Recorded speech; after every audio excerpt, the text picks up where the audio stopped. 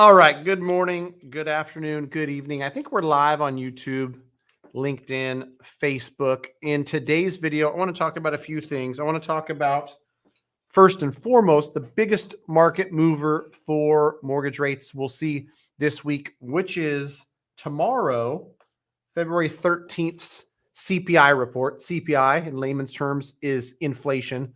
I just screenshotted what the predictions are ahead of that report. What is being forecasted, which is headline CPI is forecast to go up 0.2% month on month, with the core up 0.3%.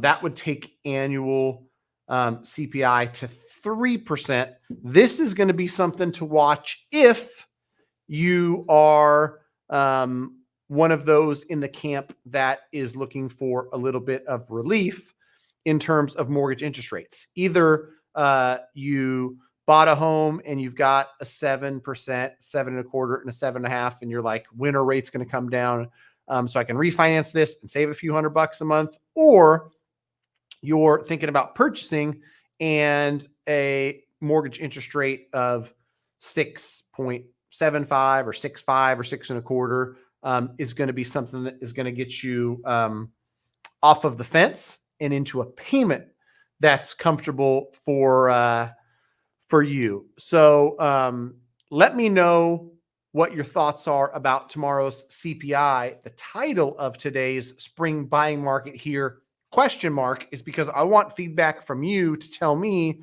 in your part of the country, because people are joining from all over, whether it's live or on replay.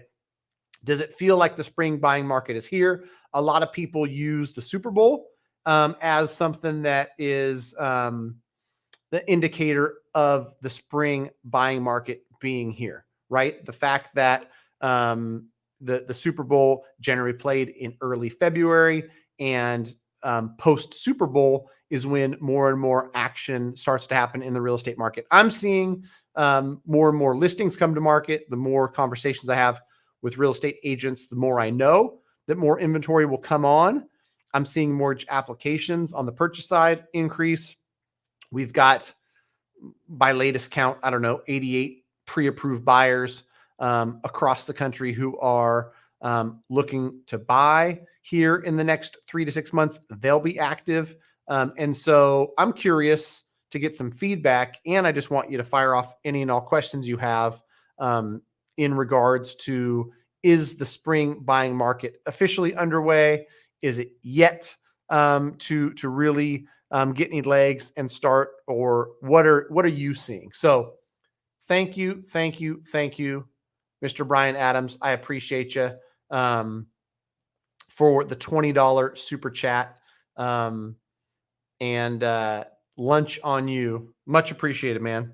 I actually had lunch today with a local real estate agent, and they're one of many that are telling me, here they come.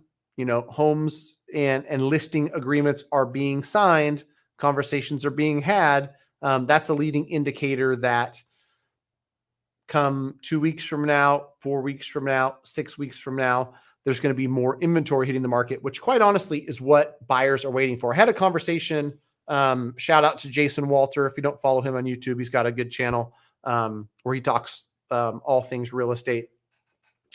He was asking me what I was seeing, and we're getting plenty of applications, plenty of interested parties, but for one reason or another, they're not turning into buyers, and at least not at the same pace they have in the past. And I think that's for a couple of reasons. One, these buyers are coming into the market with no real urgency, where they don't need to buy, they would like to buy.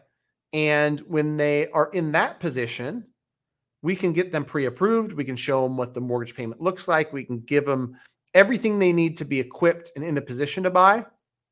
When they go out there and they find stuff on the market, today's prices, today's interest rates, it's going to take the right property for them to pull the trigger on home ownership.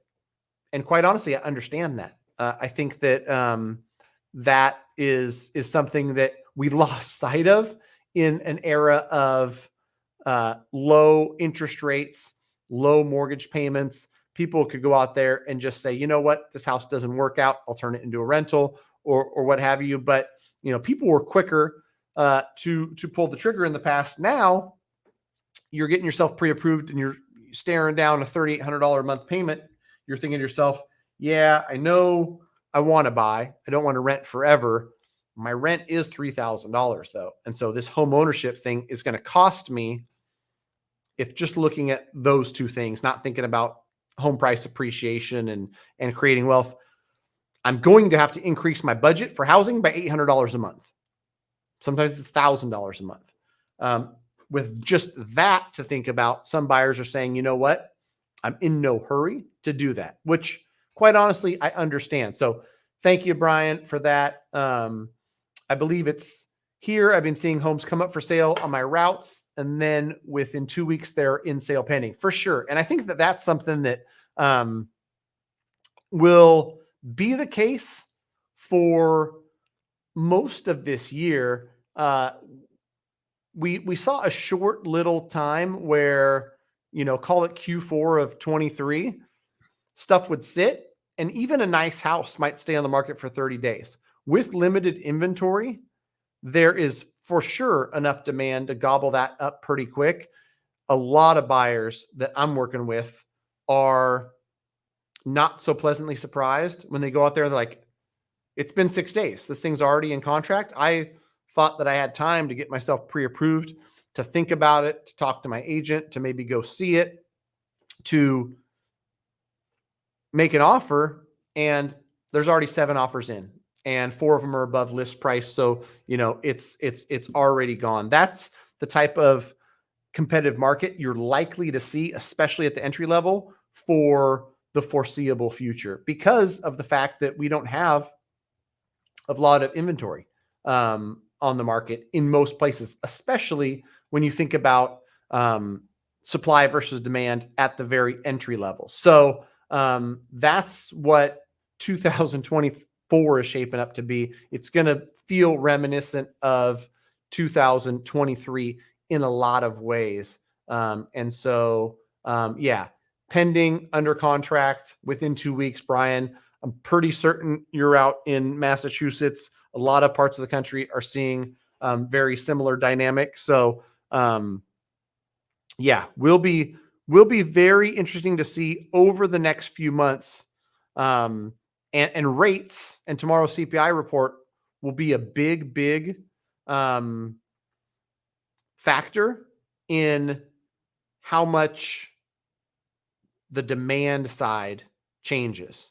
Right now, demand is outpacing supply. That's why stuff goes into contract within a week or 2 weeks on most homes in most markets. And if rates come down, which tomorrow's CPI report could very well put some downward pressure on interest rates, that's only going to increase demand. Sure, some people will say, well, if rates come down, more people are going to be looking to sell, so more inventory is going to come on. Supply moves slower and will come to the market slower than demand when we're just looking at that based on interest rate. I can almost guarantee you that. Here is one to check out. 19 Saddlebred Drive just came up for $750. I love the fact, and this is a lesson for everybody watching the live stream. Brian Adams probably, and this is feedback from you, Brian, tell me if I'm wrong, is 12 months away from buying, but he's doing the work. He's out there following the market. He knows as much or more about this market than people that are actively submitting offers. And I think that's phenomenal. I think it's a testament to some of the things that most people should be doing, but just aren't, right? Closely tracking the markets they're looking to buy in. And, there's great data and there's great education in just following along. I think a lot of my buyers are doing that. Hopefully, I'm definitely trying to encourage that. I'll pull this one up. Let me close these other windows so I'm not showing you other info. But here's an example of something. Let's see what 750 grand will get you out in Leominster, Massachusetts. It's a nice place, but here's the funny part, Brian, is you're like, I don't know. What do I know? 750 seems high. It's been on the market for 20 days. Based on, this Redfin listing. So if it was priced really sharp, I'm sure it would sell quicker than that. This is probably above the median for that area. And you tell me whether that's right or wrong. Sweet looking property. About 3,000 square feet. Looks nice and remodeled the inside. That looks like a basement. Is this real? That looks computer generated, right?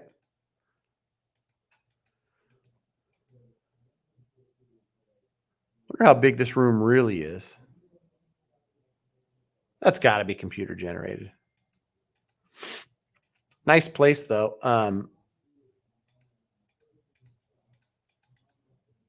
3 bedrooms, 2.5 bath, 2,970 square feet.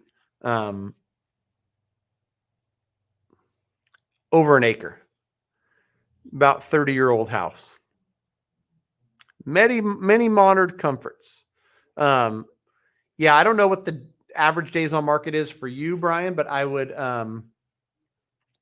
guess that if you could parse it out and like sub 600 or even 400 to 600 might be entry level, and stuff that you're looking at as a first time home buyer. And then this 600 to 900 range is probably move up.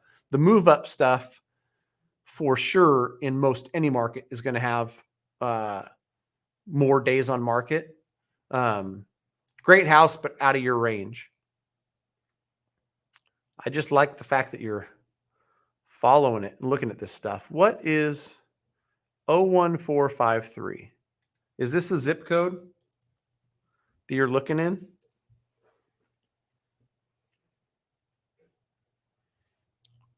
What else can you find? There's 23 homes in this zip code. Here's a smaller one for $399 over on Long Hill Drive. Yes, you can find a smaller, maybe not so updated house from 400 to 500, right? And this is more first time home buyer entry level stuff. Versus that fancy move up one. 8.4, it's like a fourplex or something. Ooh, you can get a trailer for 40 grand. Little tiny 800 square foot house for 300.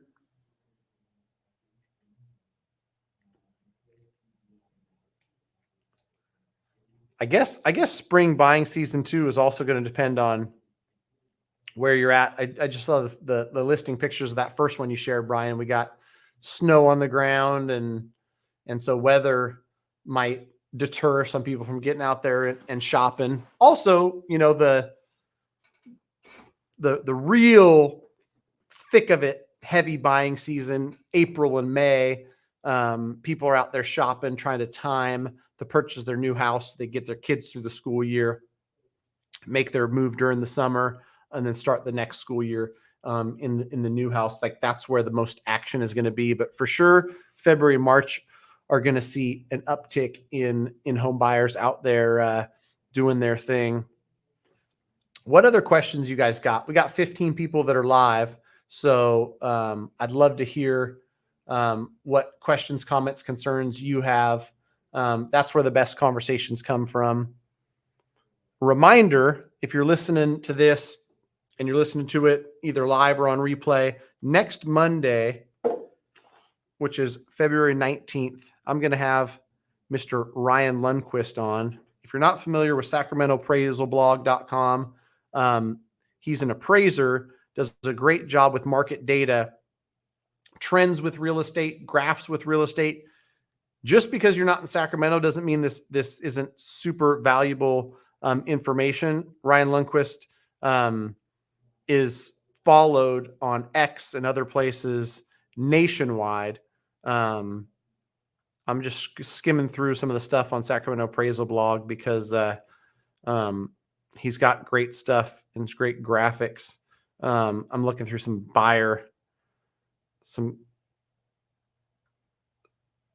assumptions. Are assumptions a thing that are popular in your neck of the woods? That's another question I'd love to pose to people, because people sure talk about it like they're happening every single day, and I think that's far from the truth. So give me your input or take on that. If it feels somber in Northern California today, it's because people are still getting over the 49ers losing yesterday.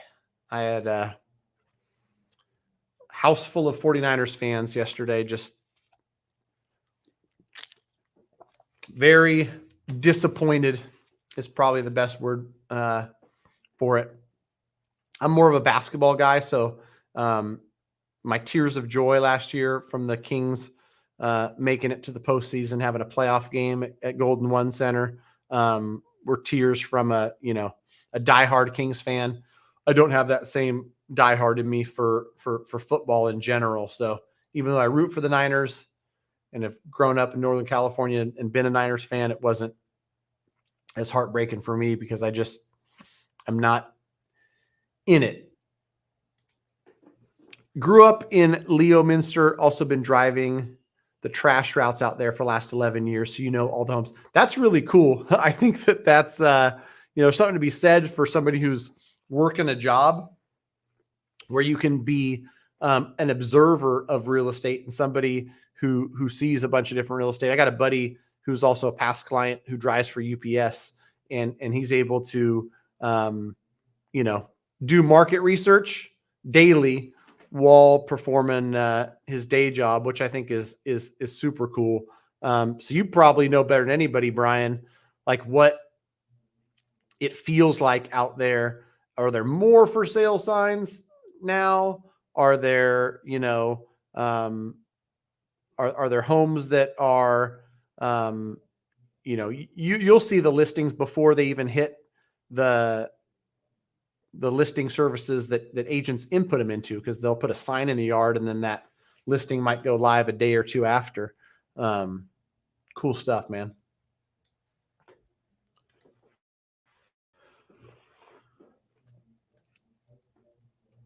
Let me look up mortgage interest rates. Rates are flat today. Nothing. It's a quiet day. It's a quiet day. It feels like a holiday. Some school districts have today off. Some don't. I got one kid in school, one kid out of school today. But in the mortgage world, a lot of people just waiting to see what that CPI report looks like tomorrow. It's a quiet day.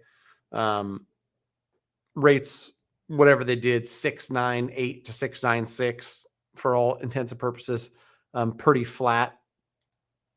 But yeah, it'll be interesting to see what this CPI report brings tomorrow. As we saw with not last week, but the week before's jobs report, you just never know.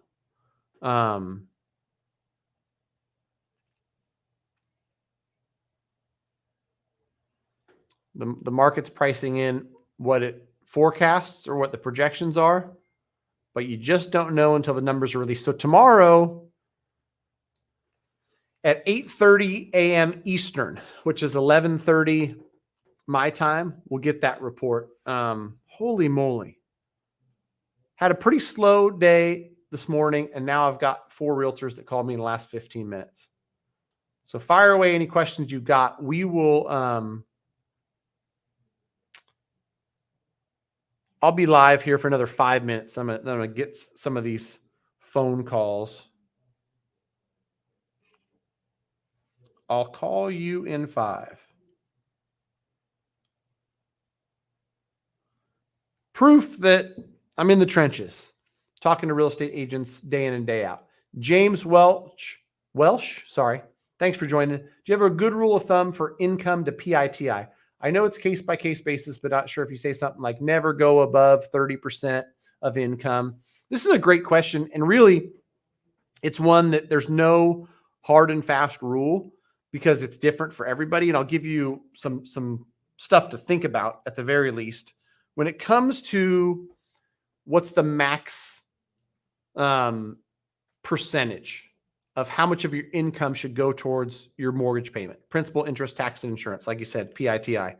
The lenders on some loans, like an FHA loan, you could have that housing payment be 47% of your income. Don't know if I necessarily recommend it, but through enough conversations, I might talk to somebody and they say, well, on paper, I make $10,000 a month, but I've also got this $1,500 a month coming in over here. That garage that was converted to an ADU, I'm collecting $2,000 a month rent on that. I've also got a spouse that's not on my application that, works part-time and is a substitute teacher, brings in about $2,500 a month. And so they know based on their own personal budget, $3,500 is how much I can spend on a mortgage payment. It's comfortable. On paper, they make $8,000 or $10,000, whatever the number is, and the corresponding percent of their income might be one thing, and what they can truly afford is something else. But, I think if you are buying in 2024, this average number has gone up over time. And so it used to be, the average was 28% or 32%, and it's steadily moved up. I don't have the exact number offhand, but I know that it's likely in the 30s. Some people are buying a home and they're qualifying, because qualifying and what you can afford are different things, for a mortgage payment that's probably right at their max budget, knowing that over time, they're going to make more money. They'll probably be in a position to refinance and lower their payment, or they're aging out of some debt. Some student loan debts will be paid off, or they've got, incomes that aren't part of this application from a spouse or from somebody else they're going to share housing with that are going to be accounted for. And so really there's no real rule. And I am less and less trying to give people hard and fast rules, because everybody's different. And I've learned that too, that like I could tell you, try to keep your mortgage payment at or below 35% of your income. That's not going to work for people that have other income that's not reported or whatever.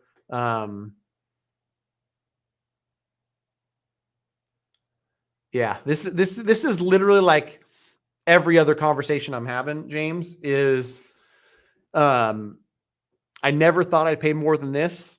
And now for anything that's even remotely close to something we'd want to live in at this price point, it's going to be $1,000 more. So what I would tell you is have kind of a game plan and be realistic around, okay, we've got a current payment of this. We've got this much going towards investments. We've got this much going towards car payments. We got this much going towards that. Like, can I realistically afford $3,800 a month? If the answer is yes, then what it might cause you to do, which might be a good byproduct of, mortgage payments in general just being more expensive, is you might get a little bit more clear and intentional about your budget, and saying, you know what, like I thought I was also going to be upgrading my car in the next year or two, but maybe instead of buying something brand new and have an $850 payment, I can put a down payment on a 4-year-old car and have a payment on a car that's $400 a month. Thing's going to get me to and fro, just like, the fancier car would. And as much as I really enjoyed this other thing that cost me $600 a month, maybe I don't need the, country club membership. I don't know. I'm just spitballing here, but people are getting more intentional about the overall budget because housing is the most important piece for most people. And it's like, do you want to live in a worse neighborhood in a worse house and have fancy vacations and fancy cars? Or do you want less fancy vacations, less fancy cars, live in the nicer house in the better neighborhood that you like? So that's my parting advice. I got to run. Sorry to cut this one short, but thanks for joining. Special thanks again to my buddy Brian Adams. I appreciate you more than ever. Next week on the 19th, special guest Ryan Lundquist talking all things real estate. Make sure you join me for that one. I'm going to figure out a day that works for everybody. Most likely going to be Tuesdays or Thursdays because I'm going to have Monday, Wednesday basketball practice. But as always, appreciate the heck out of you guys. Thanks, James, for joining. I appreciate you. Have a good day.